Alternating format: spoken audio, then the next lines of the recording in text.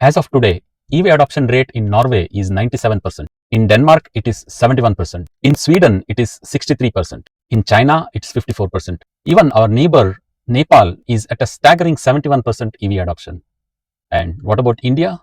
We are just at 6%.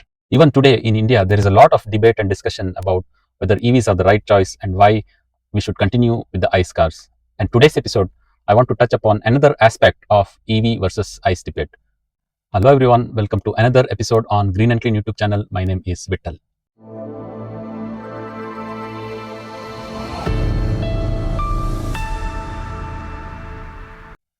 Before I proceed with today's episode, do check out other videos on the channel. They are all about EVs and hopefully it is unique and insightful. And if you like such videos, do like, do subscribe and press the bell icon. So without further ado, let's get started. In today's episode, we will check how petrol comes for the ICE engines versus how electricity comes for the EV cars. Hundreds of millions of years ago, tiny organisms filled the oceans. Plankton, algae, invisible to the eye, but powerful enough to shape the future. They lived, they absorbed sunlight, and when they died, they sank. Layer by layer, they settled at the bottom, buried under the mud, sand, and time. No oxygen, no decay, just silence and pressure building. As millions of years passed, the earth itself took over. Temperature rose, pressure increased, and something incredible began to happen. Life turned into fuel. The remains of ancient life transformed first into waxy substance and then into crude oil. A slow, invisible process taking millions of years. Oil doesn't stay still.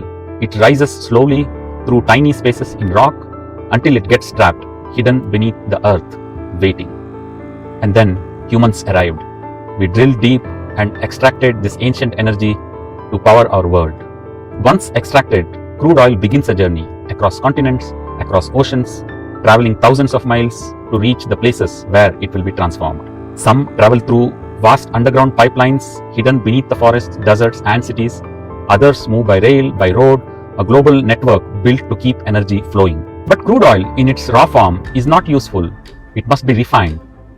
Inside these giant structures, crude oil is heated to extremely high temperatures and separated into different components. Each part of crude oil has different boiling point.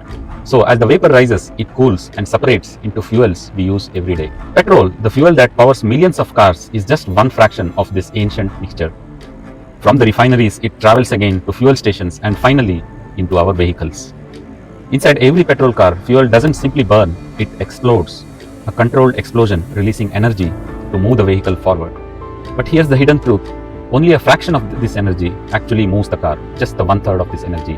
And a large portion is simply wasted as heat and exhaust gases. And what comes out is not just smoke, it's a mix of toxic gases. Nitrogen oxides, carbon monoxide, unburnt fuel particles created under extreme heat inside the engine itself. These gases don't just disappear, they stay in the air we breathe. Every breath carries traces of this invisible waste.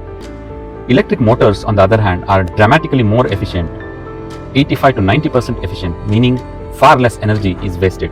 Imagine powering our transport not with the ancient fossilized life, but directly from the sun itself, or from wind, or 10 other ways of producing electricity.